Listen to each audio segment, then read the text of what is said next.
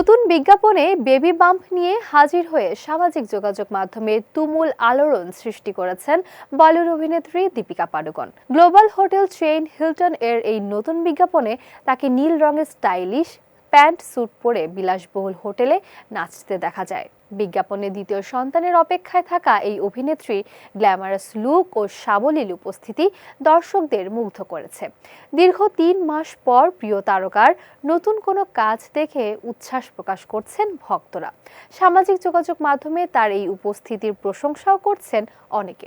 সম্প্রতি পেশাগত কিছু সিদ্ধান্তের কারণে বেশ আলোচনায় ছিলেন দীপিকা।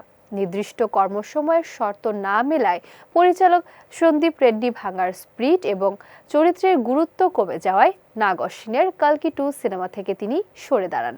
তবে ভক্তদের জন্য বড় খবর হলো শাহরুখ খানের সঙ্গে কিং সিনেমায় দীপিকার যুক্ত হওয়ার আনুষ্ঠানিক ঘোষণা এসেছে, যা শাহরুখের সঙ্গে তার ষষ্ঠ কাজ।